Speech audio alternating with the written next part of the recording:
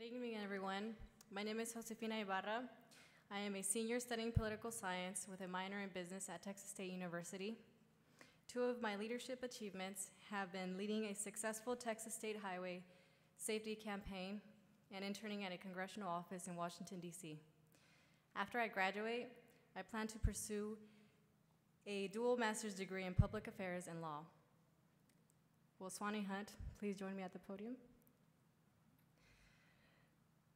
Texas native Swanee Hunt is an educator, philanthropist, and leading an international voice and advocate for efforts to achieve gender parity as a way to end war and alleviate poverty. Swanee is an Eleanor Roosevelt Lecturer in public policy at Harvard University and is an advisor to the Working Group on Modern-Day Slavery at the Harvard Carr Center for Human Rights. She was the founding director of the Women in Public Policy program at Harvard's Kennedy School. Swannee is a member of the Council on Foreign Relations and serves on the board of Crisis Group. She also chairs the Institute for Inclusive Security, including Women Waging Peace Network, which advocates for full participation of all stakeholders, particularly women, in conflict prevention and resolution. Through her position with the Institute, Swanee has conducted trainings for women all over the world, including 70 of the highest ranking women in Iraq and 130 women in Sudan. On the philanthropic side, Swanee is president of Hunt Alternatives Fund, and she has distributed more than 130 million endowments and grants to projects promoting change at local, national, and global levels. Swanee's career began when she and her sister Helen founded Hunt Alternatives Fund in 1981.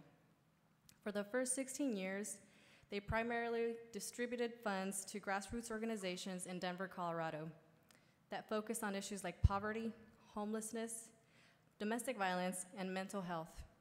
In 1987, she also co-founded the Women's Foundation of Colorado, which makes grants to empower women of all ages, and which now has over $10 million in endowments. Adding to her already impressive career, in 1993, President Bill Clinton appointed Swanee the ambassador to Austria, where she hosted negotiations and international symposia focused on stabilizing the neighboring Balkan states. Near the end of her term in July 1997, she launched Vital Voices, Women in Democracy, a conference convening 320 women leaders in business, law, and politics from 39 countries. The meeting spawned the documentary Voices, as well as a State Department initiative. In addition to her philanthropic, organizational, and educational work, Swanee is a widely published researcher and columnist. Most notable, she authored 2 books: the award-winning This Was Not Our War, Bosnian Women Reclaiming the Peace, and a memoir, Half-Life of a Zealot. Her most recent manuscript, Worlds Apart, The Bosnian Case in Pursuit of Global Security, is in publication. Swanee received a BA in philosophy, 2 master's degrees in psychology and religion, and a doctorate in theology. Over her career, she has received an array of awards, and in 2007, she was inducted into the National Women's Hall of Fame. Swanee Hunt. Everyone has someone they admire. For me, that person is you, for being a passionate leader with humbleness and dedication to serve others. It is with this admiration that the National Conference for College Women Student Leaders, organizers, and attendees, including myself, honor and recognize you as a 2011 Woman of Distinction.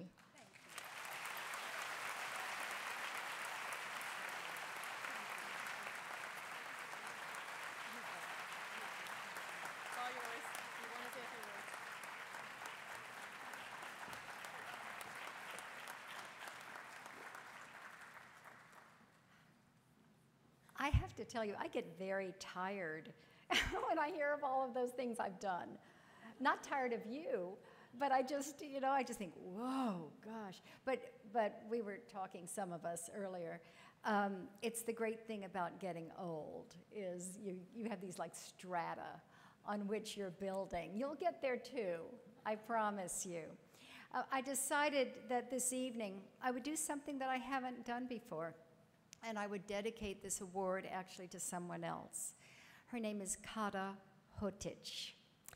And some of you actually have seen Kata Hotic on the news this week.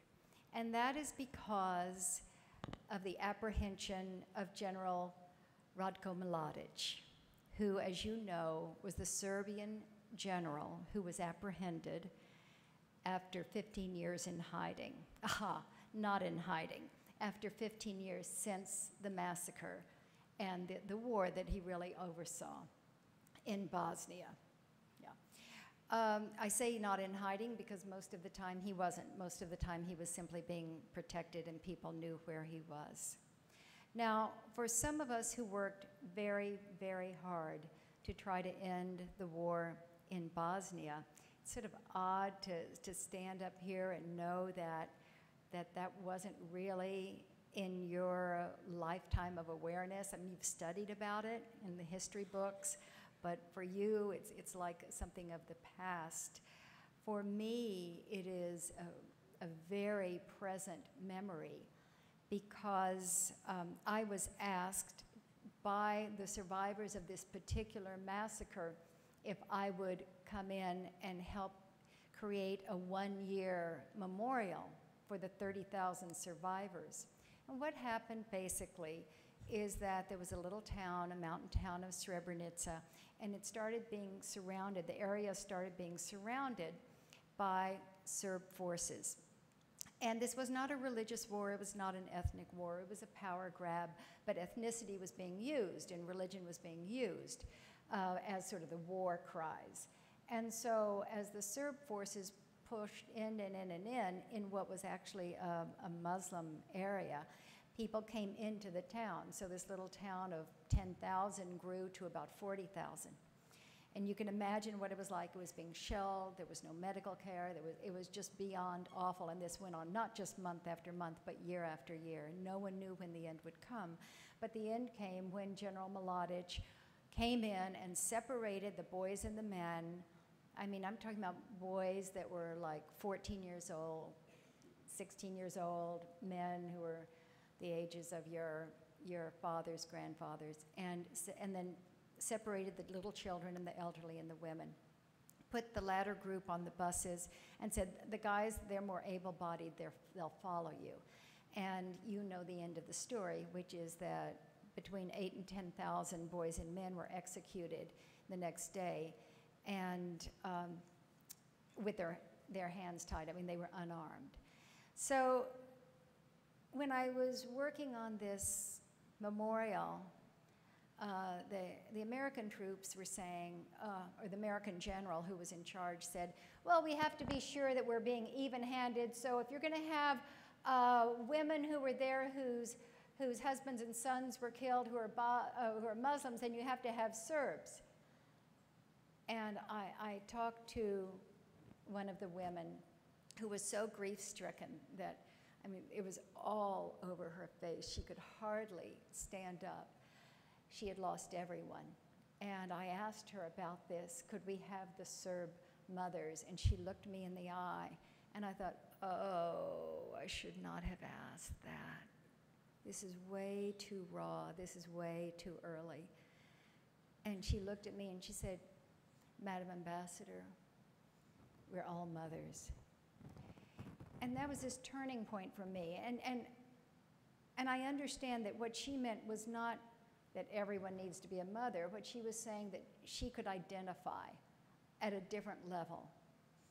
So, you know, she could identify across that mothering level, or whether she had said we're all women, whatever she would have said.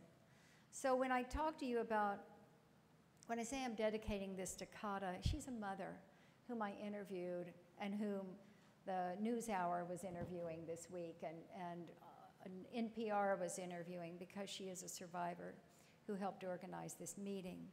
And so I'm going to close by reading you some of her words that are in this book that I wrote called This Was Not Our War. First, I want to introduce you as she grieves her son. He was born in 1966. He grew tall. His hair was thin like mine, but he had a beautifully shaped head with full lips, a long face, thin nose like an eagle. I asked my son why he was listening to foreign music, because he didn't understand the words. He said he loved the rhythm, and he'd put speakers in every corner and turn the volume up way high, and you know what? We weren't like a mother and son. We were friends. We were pals. He was 18. He used to confide in me. He'd tell me about a girl that had left him, and he was hurt. And once he was just sitting there, and I said, "What's the matter, son?" And he said, "She got married." And I told him, "It will pass. I've been through the same thing." And now I wake up in the night, and I remember everything. I think of my son, and I don't get back to sleep for hours. And even though I lost my husband, and I lost my 2 brothers, and I lost my brothers-in-law, it's my son that I miss. And when sleep finally closes my eyes, you know, it's only for a short time. And in the morning, I sit in my small room, and I have my coffee, and I drink it alone. And then I have a cigarette, and I remember how my son made smoke rings. And I cry, and I wipe my tears in my loneliness. That was Kata with her son. But you know what she went on to tell me? She said, "General Mladic." So here she is, right after the war, talking about this general apprehended this week. General Mladic. He was the direct commander of the Serb troops. He's a high officer in the former Yugoslav army. He knows the price of killing all those people. That's why I think, now get this, that's why I think there must be some survivors hidden somewhere, like probably in the coal mines of Serbia. Lots of men can be hidden in underground tunnels, and surely my son is there. And now in the night, when I think of him, that's when I hurt most. Like, that's the greatest pain in my life, and I picture him. Where is he? Who shot him? How did they shoot him? Was he killed by the bullet? Maybe only injured, and then buried by a bulldozer. Or maybe he's still alive somewhere in a prison, and maybe he's hungry and eating rotten bread. I don't know. Uncertainty is the worst part. Believe me, the kindest thing someone could do is tell me the truth. Everything else is bearable. If I knew he was dead, I wouldn't suffer. It would be over. We must know the truth. And then she says, she moves from this truth to wanting justice, but not revenge. Listen to her words. Who gave the orders? It's not the soldiers who pulled the trigger. They're not the guilty ones. It's the commanders who should be, what? Who should be indicted and taken to court. She wants justice. And the last I'll read to you before I stop. This is really extraordinary to me. This is a woman who has lost her 18-year-old son, and you get a sense of who he is to her, right, at this point? And here's what she says. She's talking about who killed him, who held the gun, who pulled the trigger. And she says, I imagine they must be the same age as my son. How can people like that live with themselves? They must have flashbacks all the time and cutting people's throats. But there must be something inside making them do that. I mean, when they come to their senses, I wonder how they feel. It must be so hard for them. You know, the Serbs were awarding medals to whoever killed the most people in the fiercest way or who raped the most women. He was a hero by their standards, and the worst part is that soldier believed he was doing good for his people and for his religion. And I'm sure they're not aware even now that they were committing crimes and that they did evil to other people. So when I was asked to come here and to tell you something from my life, I normally would stand up here and I would tell you some funny stories. I have a lot of funny stories. Or I would tell you some failure stories. I have even more of those. But I decided that in honor of Kata this week, I would bring you her story, and I would let you draw from her the lessons. Number one, insist on, in your life, insist on truth. Insist on living by what is true yourself. Insist on knowing the truth and naming the truth. And second, fight for justice, but not revenge.